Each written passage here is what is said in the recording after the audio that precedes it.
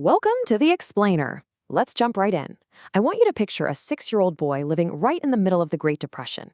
He's going door to door selling 6 packs of Coca-Cola, making just pennies in profit to help his family get by.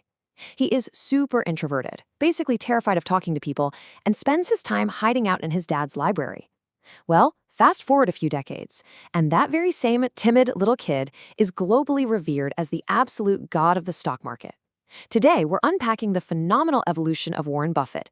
We're going to trace exactly how he went from rock bottom to becoming the world's most legendary investor using the exact strategies that built his empire. Here's a quick look at our roadmap for today. We're starting with the making of an investor, then exploring mentors and value investing, taking a practical detour into a guide to index funds, analyzing a massive failure with the Berkshire Hathaway mistake, and finally wrapping up with wealth, evolution, and philanthropy. All right, part one, the making of an investor. To really understand Warren Buffett, we've got to set the scene.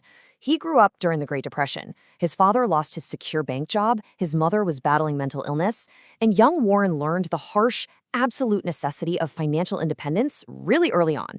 And let me tell you, that trauma translated into some undeniable hustle. At just 6 years old, he's buying Coke bottles from his grandfather's grocery store to sell to neighbors. By age 11, he's actually buying his first stock. And get this, at 14, he starts a newspaper delivery route that earns him $175 a month. Now, that might not sound like a ton, but adjusted for inflation, that is the equivalent of about $3,000 a month today. By 15, he's using profits from a pinball machine business to buy a 40-acre plot of land. I mean, the drive was just staggering. But it wasn't all smooth sailing. Let's talk about that very first stock he bought at age 11. It was an oil and gas company called Cities Service, and he bought in at $38.50 a share. Almost immediately, the price plummeted to $27. Now, you can probably imagine the sheer panic of an 11-year-old watching his hard-earned money just evaporate, right? But he held on. He waited nervously, and the second it climbed back up to $40, he sold it for a tiny profit, just so relieved to be out of the trade. But here's the kicker. Shortly after he sold it, the stock rocketed up to $200 a share. It was a completely brutal missed opportunity, but it gave him his very first golden rule. He realized the absolute necessity of holding investments for the long term and totally tuning out market panic. Moving on to part two, mentors and value investing.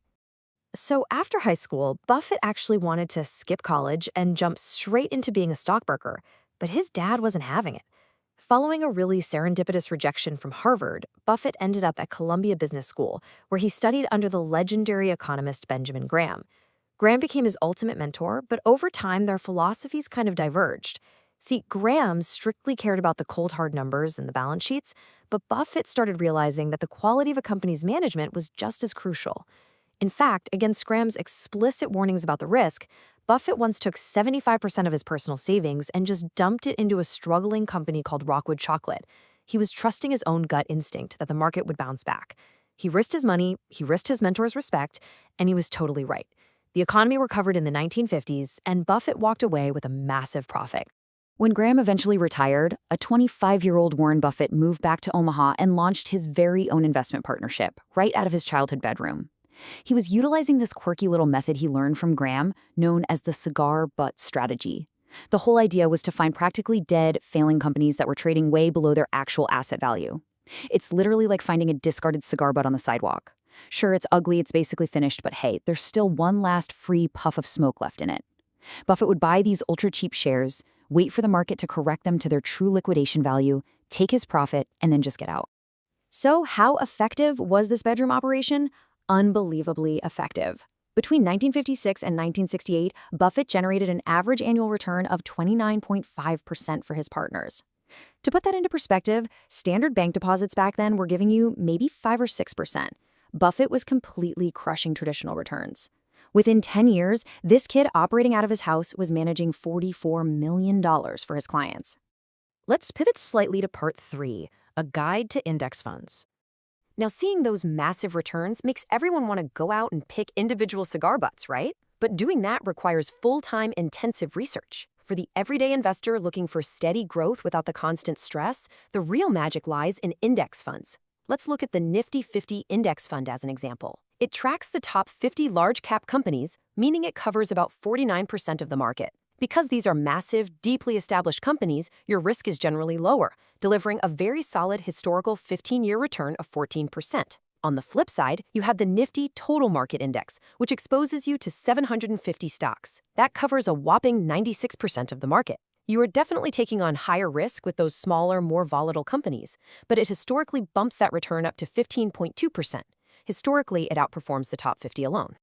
Now, let's be clear about what you should take away from this. This isn't a specific buying recommendation. This is purely educational. The golden rule of investing is that past returns never guarantee future results. The right choice depends entirely on you, your age, your time horizon, and your personal risk capacity.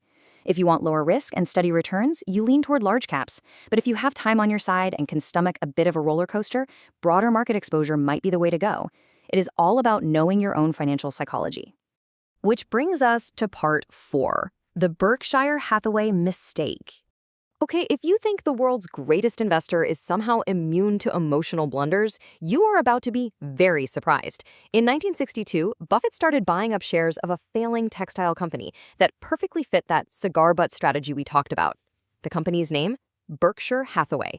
By 1964, he owned a huge chunk of it, and the head of the company, a guy named Seabury Stanton, offered to buy those shares back. They met up, and Stanton verbally agreed to pay $11.50 per share. It was a great deal, a total win-win. But a few days later, Buffett gets the official written offer in the mail, and the price printed on the paper was $11.32. Stanton had undercut him by 18 cents. Buffett was absolutely furious. He felt totally betrayed by this broken promise. So instead of selling his shares, he spite-bought enough stock to take majority control of the entire company purely so he could fire Seabury Stanton. Well, he got his revenge. He fired the guy. But in doing so, he accidentally locked himself into owning a terrible, bleeding textile business that took years of massive, painful struggle to pivot into a holding company. Buffett himself later admitted that letting his anger dictate his portfolio cost him a staggering $200 billion in compounded opportunity cost. $200 billion. It is literally the ultimate lesson. Never, ever invest based on emotion or ego. But to his credit, he deeply learned from his mistakes. By 1969, the market was absolutely booming, and stocks were wildly overpriced. This brings us to what is probably his most famous mindset. When others are greedy, be fearful. When others are fearful, be greedy. Looking at that overhyped market, Buffett became very fearful. Showing immense discipline, he actually shut down his wildly successful partnership at age 39 and returned all the money to his investors because he simply refused to risk their capital in a dangerous market. And finally, part 5, wealth, evolution, and philanthropy. After the whole struggle with the textile mistake, Buffett realized he needed to fundamentally change his investing DNA. The catalyst for this change was his brilliant partner, Charlie Munger. Munger helped him realize that the cigar butt era was officially over. That old strategy was all about buying fair or even bad companies at a really great, cheap price. But Munger convinced him to completely pivot. The new strategy?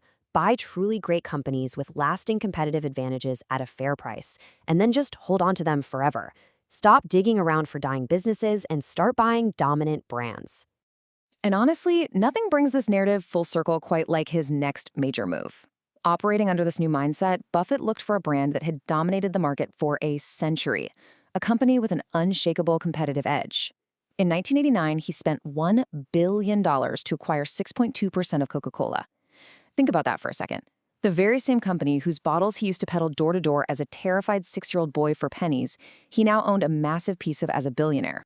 Once he adopted this strategy of holding truly great companies, think American Express, Gillette, McDonald's, holding them long-term, the compounding effect absolutely exploded. In 1990, his net worth was a very respectable $3.3 billion. Within 9 years of holding these dominant brands, it skyrocketed to $36 billion. And by 2008, despite all the market turbulence at the time, it hit $62 billion. He wasn't just rich anymore. By 2008, he was officially the richest man in the world. Which naturally begs a pretty critical question for us to ponder. When a man who grew up deeply understanding the sting of poverty, a man who spent his entire life mastering the art of accumulating capital, suddenly possesses more of it than anyone else on the planet, what does he actually do with it all? Well, the answer is a profound testament to his final evolution. In 2006, he pledged to give away 80% of his wealth to charitable foundations. And by 2020, he increased that pledge to a monumental 99%. He's keeping essentially 1% for his family. The greatest investor in human history realized that the ultimate purpose of building unimaginable wealth isn't to hoard it, it's to give it away to better the world.